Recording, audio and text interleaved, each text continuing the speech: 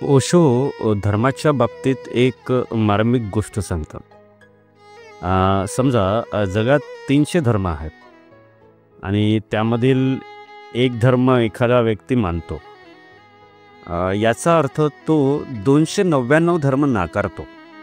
म्हणजे 299 धर्माच्या अस्तित्वाशी या व्यक्तीचा संबंध नाही. त्यामुळे बाकी धर्माचा अभ्यास करण्याची याला गरज नाही. पण जर याचा संबंध निधर्मी माणसाशी जोडल्यास, ज्याला आपण नास्तिक म्हणू, अथेस्ट म्हणू, निधर्मी माणसाशी जोडल्यास तो सरळ सरळ 300 धर्म मानत नाही, सर्वच्या सर्व धर्म मानत नाही. कारण धर्माच्या अभ्यासानंतर धर्म मानावा असं धर्मात काहीच दिसलं नाही. त्यामुळे निधर्मी व्यक्तीचा सर्व 300 धर्माशी काहीही देणं घेणं नाही. त्यामुळे निधर्मी मुक्त आहे. निधर्मी स्वतंत्र विचार करू शकतो. निधर्मी समूहाचं अनुकरण करण्यास बांधील नाही. पण धर्मी व्यक्ती त्या एकमध्ये अडकला आहे. म्हणजे बघा, 299 धर्म न मानणे व 300 धर्म न मानणे यामधील फरक अतिशय छोटा दिसतो. पण या छोट्या फरकाच्या आधारावर अफाट राजकारण करण्याची ताकद राजकारण्यांना मिळते व या धर्मांध राजकारण्याची झड देशातील तरुणाईला भोगावी लागते, हे महत्त्वाचं आहे. त्यामुळे धर्माच्या या छोट्या फरकावर तरुणाईने सावध होणे अतिशय आवश्यक आहे. आणि जर तरुणाई आता धार्मिकतेवर सावध झाली नाही व आयुष्यभर केवळ धर्माला कुरवाडत बसली तर 299 आणि 300 यामधील जो छोटा फरक आहे तेवढाच छोटा विकास तरुणाई आपल्या आयुष्यात करू शकेल. म्हणजे अशी धर्मांध तरुणाई आयुष्यात विशेष काही करू शकेल हा प्रश्नचिन्ह आजच्या तरुणाईवर आहे. बघा, याला खूपसे कारण आहेत. आता देशात धर्माच्या अतिरिक्त वादविवादामुळे अशी अवस्था झाली की 140 करोड लोकसंख्येपैकी 100 करोड लोकांकडे पाहिजे असणाऱ्या किंवा हव्या असणाऱ्या वस्तू व सेवा खरेदी करण्या इतपत पैसेच नाही, असे अर्थव्यवस्थेचे आकडे सांगत आहेत. निवडणुकीत तरुणाईला धर्माचा लॉलीपॉप देऊन हे आकडे राजकारणी लपवतील, पण किती दिवस? या आकड्यांचा सरळ सरळ निगेटिव्ह परिणाम तरुणाईच्या रोजगारावर पडतोय, पर्यायी शिक्षणावर पडत आहे. त्यामुळे तरुणाईने सावध होणे अतिशय आवश्यक आहे. आता तरुणाईने सावध कसं व्हावं यासंबंधी झेन तत्वज्ञानात धर्मासंबंधी वास्तविकता दाखवणार एक वाक्य आहे.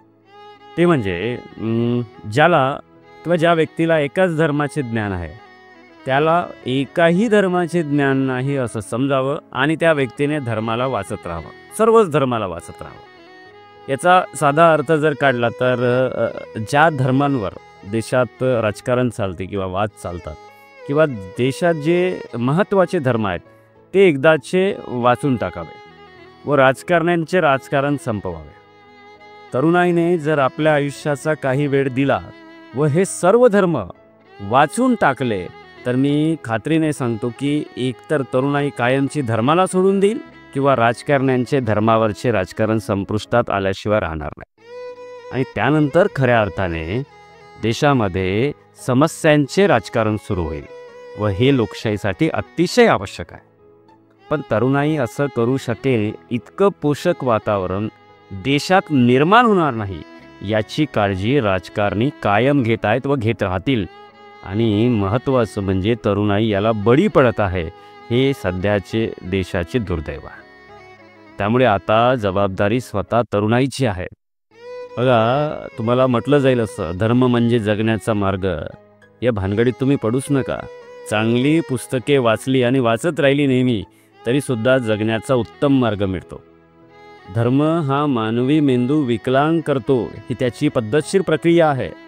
तसेच धर्म घेतलेलं शिक्षण चिकित्सक पद्धतीने किंवा वैज्ञानिक दृष्टिकोनातून वापरू देत नाही, हे सर्वात महत्त्वाचं.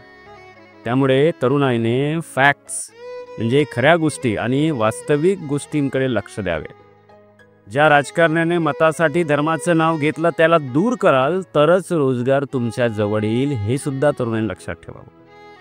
प्रत्येक तरुणाने आता स्वतःला विचारावं की मी ज्या धर्मात जगत आहे त्या धर्माला जास्तीत जास्त वैज्ञानिक कसं करता येईल यासाठी मी प्रयत्न केला आहे का. म्हणजे जर मी वैज्ञानिक करण्याचा प्रयत्न करत नाही आहे माझ्या धर्माला, तर मग मी काय करताय, मी केवळ धर्माचे सामूहिक अनुकरण करताय किंवा त्या समूहाची नक्कल करणारा तरुण आहे असं त्या तरुणाईने समजा. बघा तरुणाई, ज्या देशात लाईट बिल आल्यावर गरिबांना धडकी भरते अशा देशात धर्मामुळे गरिबाचं भलं होईल किंवा केवळ राजकारणी म्हणतात त्याप्रमाणे धर्माचा उदो केल्याने गरिबांच्या विद्यार्थ्यांचं भलं होईल किंवा माझ्या धर्माची सरकार आहे म्हणून माझ्या मुलांचं भलं केलं जाईल किंवा होईल, अशा समजुती ठेवून जर गरीब जगत असतील ना, तर समजावं गरिबांनी आपल्या मुलाला गरीबच मरावे अशी अवस्था निर्माण करणे सुरू केलेलं आहे.